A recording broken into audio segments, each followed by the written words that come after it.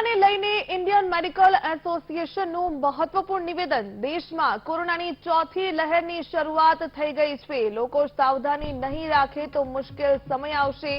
Mask અને સામાજિક અંતરનું ધ્યાન રાખવું પડશે। વેક્સિનનો પ્રિકોશન ડોઝ લેવા માટે આઈએમએનું સૂચન। બાળકોનું જલ્દી વેક્સિનેશન કરવા માટે આઈએમએ સૂચન કર્યું છે।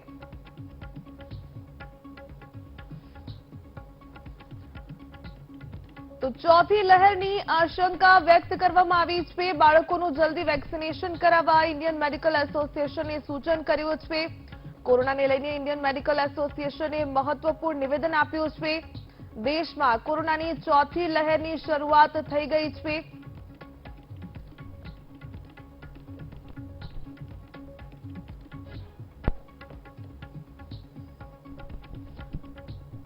ઇન્ડિયન મેડિકલ એસોસિએશનના સભ્ય ડોક્ટર મુકેશ મહેશ્વરી આપણી સાથે જોડાઈ ગયા છે। ડોક્ટર મુકેશ, વીટીવી ન્યૂઝમાં આપનું ખૂબ ખૂબ સ્વાગત છે। સૌથી પહેલો તો સવાલ કે કોરોના હજુ ગયો નથી એ સૌ કોઈ જાણે છે, પરંતુ કેસો છે દિવસે ને દિવસે ઓછા થઈ રહ્યા હતા, પરંતુ અચાનક જ કેસમાં ઉછાળો આવ્યો છે, એટલે કે ચોથી લહેર ઇન્ડિયામાં આવી ગઈ છે તેવું માની શકાય। આપણે પહેલી ત્રીજી લહેરમાં જે પ્રમાણે જોયું કે શરૂઆતમાં કેસીસ હંમેશા ઓછા હોય છે અને પછી એક મોટો ઉછાળો આવે છે। અત્યારે એવી જ પરિસ્થિતિ પ્રવર્તી રહી છે, કારણ કે 7 દિવસની અંદર 270% મોટો ઉછાળો જોયો છે। 1000ની અંદર જે દેશમાં કેસ હતા એ ગઈકાલે 8000 ક્રોસ કરી ગયા છે। ગુજરાતમાં 150 કેસ બતાવ્યા છે, 10 ડેથ થયા છે। આ બધા ઇન્ડિકેશન છે કે છાના છુપા પગલે કોરોનાની એન્ટ્રી દેશમાં મોટા પાયે શરૂ થઈ ગઈ છે। આવનાર દિવસો આપણા માટે ખૂબ સાવચેતી ભર્યા રાખવાના રહેશે, કારણ કે કેસ આટલી પ્રમાણમાં ઉછળે અને જો આ જ પેટર્ન ચાલુ રહે તો ચોથી વેવ આવવાની પૂરેપૂરી શક્યતા છે અને કદાચ શરૂઆત થઈ પણ ચૂકી હોય। વેવ બહુ ભયાનક નહીં હોય એવું અમારું પર્સનલી માનવું છે। એનું કારણ એક જ છે કે આપણા દેશમાં 195 કરોડ ડોઝ વેક્સિનેશન અપાઈ ચૂક્યા છે અને ઓમિક્રોનના ત્રીજા વેવમાં 70-80% લોકોને સિમ્પ્ટોમેટિક કે એસિમ્પ્ટોમેટિક કોરોનાનું ઇન્ફેક્શન થઈ ગયું હતું, એટલે આપણી ઇમ્યુનિટી સારી છે।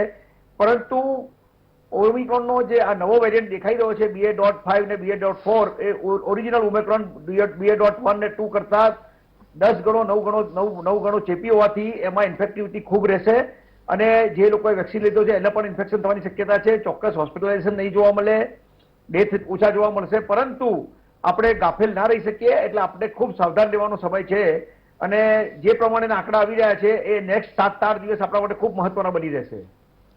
ડોક્ટર, જે પ્રકારે અત્યારે કેસનો આંકડો તો દિવસે ને દિવસે વધી રહ્યો છે, પરંતુ આપણે ફર્સ્ટ વેવ, સેકન્ડ વેવ અને થર્ડ વેવમાંથી પણ પસાર થઈ ચૂક્યા છે। સેકન્ડ વેવ ખૂબ જ ઘાતક નીવડી હતી, અનેક મૃત્યુ થયા હતા, એક જ પરિવારના અનેક લોકો કોરોનાગ્રસ્ત બન્યા હોય તેવા પણ અનેક કિસ્સાઓ સામે આવ્યા હતા। આ વખતે ચોથી લહેરમાં ડોઝ પણ બધાએ લીધેલા છે અને ક્યાંક ને ક્યાંક હર્ડ ઇમ્યુનિટી પણ ક્યાંક ને ક્યાંક લોકોમાં જોવા મળે છે, પરંતુ ચોથી લહેર આપણે બેદરકાર તો ન રહેવું જોઈએ। એઝ અ ડોક્ટર આપ કેવી સલાહ આપવા માંગશો?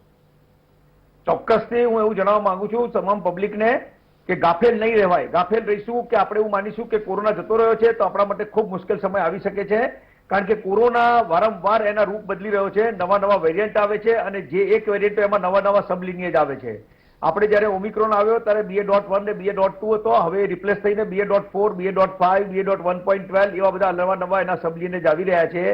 આગામી આવનારો નવો વેરિયન્ટ કેવો હશે, એની સબ લિનિયેજ કેવી છે આપણને ખબર નથી, એટલે આપણે સતત જ જાગૃત રહેવું પડશે। ચોક્કસથી જે પ્રમાણે આપણે વેક્સિનેશન દેશમાં થયું છે એ આપણા માટે ખૂબ વરદાન સાબિત થઈ રહ્યું છે અને એના કારણે જ જે ડિસીઝ થઈ રહ્યો છે ખૂબ માઇલ્ડ છે। અત્યારે સામાન્ય શરદી ખાંસીના રૂપમાં મોટાભાગના લોકોને કોરોના થાય છે અને હોસ્પિટલાઇઝેશન જરૂર નથી પડતી। ડેથના પ્રમાણ પણ ખૂબ ઓછા છે અને કદાચ બીજા વેવમાં જે આપણે હાહાકાર જોયો હતો એવો હાહાકાર આપણે નહીં જોઈએ, પરંતુ કોરોના થાય એટલે તમારે 10 દિવસ આઇસોલેશનમાં જવું પડે। આઇસોલેશનમાં જવાથી તમારા વર્કિંગ અવર્સ બગડે, તમારા ફેમિલીને આઇસોલેશનમાં રહેવું પડે, એ લોકો પણ માનસિક, સામાજિક અને આર્થિક રીતે હેરાન થાય। એટલે જેટલું બને એટલું આપણે ઇન્ફેક્શનના સ્પ્રેડને અટકાવવા માટે પ્રયત્ન કરવા પડશે, નહીં તો શું થશે કે માઇલ્ડ ઇન્ફેક્શન થશે, લોકો આઇસોલેશનમાં જશે, વર્કિંગ અવર મળશે, ઇકોનોમી જે માંડ ફટાફટ ચડી છે એને અસર થઈ શકે। બીજી વસ્તુ કે ઘણીવાર માઇલ્ડ ઇન્ફેક્શન કરીને કોરોના જતો રહેતો હોય પણ એ પાછળથી લોંગ કોવિડ સિન્ડ્રોમ મૂકી જતો હોય છે। એમાં હાર્ટ એટેક આવી શકે, ન્યુરોલોજીકલ ડેફિસિટ થઈ શકે, તમારી કિડનીને અસર થઈ શકે, તમારા બીજા અંગોને અસર થઈ શકે। તો લોંગ કોવિડની બી ચિંતા કરતા આપણે ઇન્ફેક્શન માઇલ્ડ થશે અને આપણને કંઈ નહીં થાય એવું માનવું એ આપણી મૂર્ખામી ગણાશે। ડોક્ટર, બિલકુલ અત્યારે ઘણા લોકો એવા છે કે માસ્ક અને સોશિયલ ડિસ્ટન્સ કે જાણે ભૂલી ગયા છે, કોરોના જતો રહ્યો છે આપણા વચ્ચેથી, તે પ્રકારે જ બજારોમાં પણ ભીડ જોવા મળતી હોય છે ને લોકો ગાફેલ બનીને માસ્ક વગર એકબીજા સાથે વાતચીત કરતા કે પછી આ રીતે ખુલ્લામાં ફરતા જોવા મળે છે। ત્યારે હવે ચોથી લહેર તો આવી ચૂકી છે, ત્યારે હવે માસ્ક કેટલું જરૂરી છે? કારણ કે માસ્ક હજુ પણ પહેરવું અનિવાર્ય છે, છતાં પણ કેટલાક લોકો નથી પહેરતા, ડિસ્ટન્સ ભૂલી ગયા છે, લગ્ન પ્રસંગ હોય કે પછી સામાજિક મેળાવડા હોય તેમાં પણ ભીડ થઈ રહી છે। છેલ્લા 2 વર્ષથી આપણે સતત સોશિયલ ડિસ્ટન્સિંગ માસ્કના નિયમોનું પાલન કરતા હતા, પણ છેલ્લા 2-3 મહિનામાં જે પ્રમાણે કોરોનાની સંખ્યા ઘટી એ પ્રમાણે મોટાભાગના લોકો એવું માનવા માંડ્યા કે આપણે ત્યાં હવે કોરોના જતો રહ્યો છે। આપણે શરૂઆતથી જ કહેતા હતા કે કોરોના આપણી જોડે 2 થી 4 વર્ષ માટે રહેવાનો છે। 2 વર્ષ થયા છે, હજુ કદાચ 1-2 વર્ષ માટે કોરોના આપણી વચ્ચે રહેશે। પેન્ડેમિક હંમેશા આ રીતે જ પૂરા થાય। પેન્ડેમિકમાં વેવ આવ્યા કરે, અપ વેવ આવે, ડાઉન વેવ આવે, પણ ડાઉન વેવ આવે ત્યારે આપણે ગાફેલ બની જઈએ તો એ અપ વેવ આવવાનું એક મોટું કારણ બની જાય। અત્યારે મારી લોકોને વિનંતી છે કે એકલ દોકલ તમે ગાડીમાં જતા હોય કે પરિવાર સાથે જતા હોય, જે વેક્સિનેટેડ લોકો હોય, નાના ગ્રુપમાં તમે બેઠા હોય ત્યારે માસ્ક ના પહેરો ચાલે, પરંતુ જાહેર જગ્યાઓ, બજારો છે, હોટલ્સ છે, રેસ્ટોરન્ટ છે, થિયેટર્સ છે, જીમ છે, આ બધી જગ્યાએ આપણે માસ્ક પહેરવો ખૂબ જરૂરી બની જાય છે। કારણ કે માસ્ક પહેરવાથી તમે કોરોનાના સ્પ્રેડની ચેનને તોડી શકશો। કારણ કે ઘણીવાર એવું થશે કે જે તંદુરસ્ત માણસ હશે અને કોરોના થશે તો એને કોઈ તકલીફ નહીં થાય, પણ એના ગરીબમાં જે વડીલ છે, જે લોકોની ઇમ્યુનિટી ઓછી છે, જે કોમોર્બિડ કન્ડિશનથી પીડાય છે, જે બાળકો છે જેને વેક્સિનેશન પૂરું નથી થયું, એ લોકોને આપણે કોરોના ઇન્ફેક્શન આપીએ તો એમાંથી આ ઇન્ફેક્શન એમના માટે ગંભીર સ્વરૂપ ધારણ કરી શકે અને એ પછી આપણા માટે ખૂબ અઘરું બની જશે એને રોકવાનું। એટલે અત્યારે આપણે જાહેર જગ્યાઓ પર, જાહેર મેળાવડા પર આપણે જ્યારે જતા હોઈએ ત્યારે માસ્કનું ચુસ્તાઈથી માસ્કને પહેરી રાખીએ, સોશિયલ ડિસ્ટન્સિંગ જાળવવાનો પ્રયત્ન કરીએ અને સેનિટાઇઝેશન કરીએ અને બને તેટલું વેન્ટિલેશન વાળામાં હોલમાં ફંક્શન રાખીએ। જ્યારે કે બંધ હોલમાં ફંક્શન રાખવાથી ત્યાં સર્ક્યુલેશન અંદર રહે અને એમાં કોરોનાનું ઇન્ફેક્શન થવાના ચાન્સીસ ખૂબ વધી જાય। અત્યારે એમાં ઉનાળાની સિઝન હોવાથી એસી ચાલતા હોય છે, એટલે એસી ચાલતા હોય ત્યારે બી આ ઇન્ફેક્શન અંદર ફરવાના ખૂબ ચાન્સીસ છે, એટલે આપણે ખૂબ ધ્યાન રાખવાની જરૂર છે। ડોક્ટર, અત્યારે તો સ્કૂલો છે તે પણ શરૂઆત થઈ ગઈ છે, બાળકો પણ સ્કૂલે જતા હોય છે, કોચિંગ ક્લાસ પણ શરૂ થઈ ગયા છે। ખાસ કરીને બાળકોએ કેવા પ્રકારની સાવધાની રાખવી જોઈએ અને ફૂડને લઈને પણ ખૂબ જ મહત્વપૂર્ણ રહ્યું છે, કારણ કે ઇમ્યુનિટી જો સારી હોય તો કોરોના થાય તો પણ એટલું બધું હોસ્પિટલાઇઝ થવું પડે એ પ્રકારની સિચ્યુએશન નથી આવતી, તેને લઈને શું કહેશો? આ બહુ મહત્વનો સવાલ કર્યો છે તમે। એમાં હું બાળકોના માતા પિતાને એવી વિનંતી કરીશ કે હવે 6 થી ઉપરના તમામ બાળકો માટે વેક્સિનેશન આપણા દેશમાં અવેલેબલ છે, તો તમારા બાળકને વેક્સિનેશન સેન્ટર પર લઈ જાઓ। બીજી વેક્સિનની જેમ આ વેક્સિન સંપૂર્ણ સેફ છે। પહેલો ડોઝ ના લીધો તો પહેલો ડોઝ અપાવો, પહેલો ડોઝ લીધો તો બીજો ડોઝ અપાવો, એટલે તમારા બાળકો સુરક્ષિત 1 મહિના પછી થઈ જાય બીજો ડોઝ લીધા પછી। બીજું કે બાળકો જ્યારે સ્કૂલે જાય ત્યારે થોડા એમને એજ્યુકેટ કરો કે બંને છોકરાઓ બાળકો છે ભેગા બેસવાના, રમવાના, નાસ્તો કરવાના, પણ બને ત્યાં સુધી ક્રાઉડ ના કરે, 2-4 જણા અલગ અલગ બેસીને નાસ્તો કરી શકે, થોડું હાઇજીનનું પાલન કરે, આ બાળકો માટે ખૂબ જરૂરી બની જાય છે। વેક્સિનેશન બાળકોમાં હજુ ઘણું નીચું છે, એટલે વેક્સિનેશન ખૂબ જરૂરી બની જાય છે। બીજી તમે વાત કરી એ ડાયટની, તો ડાયટ ખૂબ જરૂરી વસ્તુ છે। આપણે nutritious diet, high protein diet લઈએ, વિટામિન્સ વાળો ડાયટ લઈએ તો આપણી ઇમ્યુનિટી ચોક્કસથી સારી રહે અને જે લોકોની ઇમ્યુનિટી સારી હોય એમાં કોઈ પણ આ કોરોના હોય તો કોઈ પણ બીજો વાયરસ હોય કે કોઈ પણ બેક્ટેરિયા હોય એનું ઇન્ફેક્શન હંમેશા લિમિટેડ રહે છે, કારણ કે બોડીની ઇમ્યુન રિસ્પોન્સ બહુ રોબસ્ટ હોય, તો રોબસ્ટ હોય તો એ કોરોના વાયરસને બહુ હાનિ ના પહોંચાડવા દે। જે લોકો ઇમ્યુનો કોમ્પ્રોમાઇઝ હતા એ લોકોને આપણે સેકન્ડ વેવમાં જોયું છે કે એમના માટે આ ડિસીઝ ખૂબ ફેટલ એટલે કે મૃત્યુ સુધી લઈ ગયો, અને જે લોકોની ઇમ્યુનિટી સારી હતી એ લોકો બહુ સારી રીતે રિકવર થયા। એટલે ફૂડનો બહુ મહત્વનો રોલ બની જાય છે। હાઈ પ્રોટીન, ઘરમાં રાંધેલો ગરમ ખોરાક ખાઈએ, નિયમિત પ્રવાહી લેતા રહીએ, ખૂબ પૂરતા પ્રમાણમાં પ્રવાહી લઈએ, કારણ કે ઉનાળાની સિઝન છે એટલે ડિહાઇડ્રેશન થવાના ચાન્સ વધારે હોય છે। સાઇટ્રસ ફ્રૂટ જે હોય છે એ બધામાં વિટામિન્સ બહુ સારા હોય છે, એટલે સારા વિટામિન વાળો રાંધેલો ખોરાક, ન્યુટ્રિશિયસ ડાયટ એ આપણા માટે ખૂબ મહત્વનું બની જાય છે। ડોક્ટર, જે પ્રકારે આપણે જોયું છે કે ફર્સ્ટ વેવ હોય, સેકન્ડ વેવ હોય કે થર્ડ વેવ હોય, કોરોના એકદમ પીક પર પણ જતો રહેતો હોય છે ને ત્યારબાદ ધીરે ધીરે કેસમાં ઘટાડો પણ જોવા મળ્યો છે। આ ચોથી વેવમાં પણ એવું બની શકે છે? દરેક પેન્ડેમિકમાં આ પેટર્ન જ હોય છે। આમાં કેવું થાય કે જ્યારે લોકો બેફિકરા બની જાય ને ત્યારે લોકો બહાર નીકળવા માંડે। જે લોકો ઘરમાં રહેલા હોય, લાઈક આપણે જોયું કે 2 વર્ષ સુધી સ્કૂલો બધી ઓનલાઈન ચાલી, ઓફલાઈન હતી ના ચાલી, એટલે લોકો બાળકો ઘરમાં હતા, હવે બાળકો બહાર આવ્યા।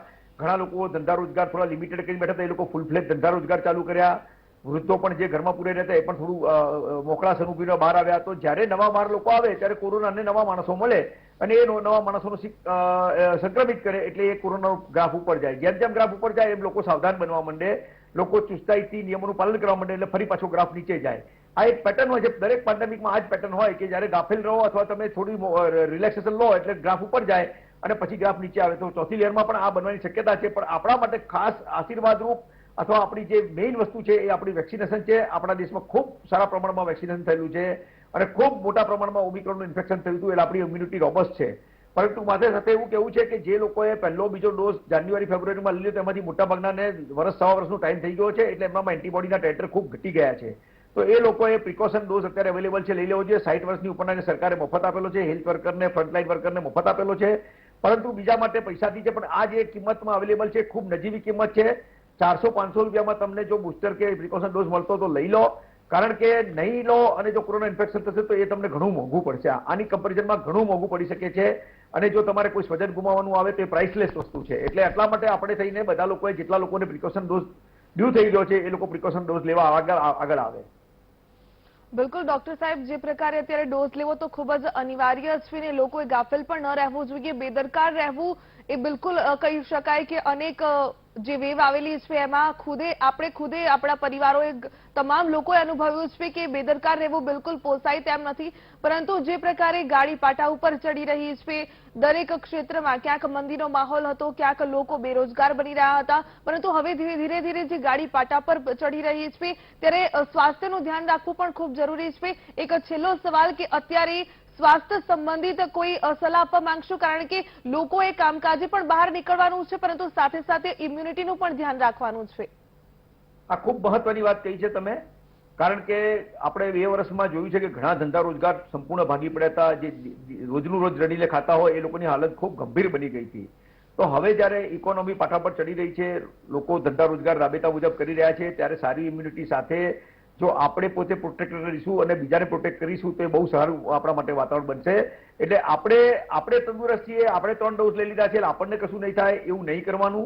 આપણે આપણી સમાજ પ્રત્યે આપણી જવાબદારી છે, આપણા કુટુંબ માટે અને આપણા પડોશી માટે અને આપણા ઓફિસ કર્મીઓ માટે પણ આપણી જવાબદારી બની જાય છે. એટલે આપણે જો જરા પણ સિમ્પટમ આપણને દેખાય તો તરત ટેસ્ટિંગ કરીને આઇસોલેટ થઈ જઈએ, પોઝિટિવ આવીએ તો, અને નહીં તો આપણા જે સહકર્મીઓ છે એને આપણે બચાવીએ, બીજા લોકોને વેક્સિન માટે પ્રોત્સાહિત કરીએ અને જે ધંધા રોજગાર માંડ પાટા પર ચડ્યા છે એને કોઈ બ્રેક ના લાગે એ જોવાની આપણા સંપૂર્ણ જવાબદારી છે. કારણ કે તંદુરસ્ત માણસ હશે તો તંદુરસ્ત સમાજ થશે અને તંદુરસ્ત સમાજ થશે તો જ તંદુરસ્ત દેશ રહેશે. બિલકુલ ડોક્ટર સાહેબ, અમારી સાથે જોડાયા, જે માર્ગદર્શન આપ્યું તે બદલ આપનો ખૂબ ખૂબ ધન્યવાદ.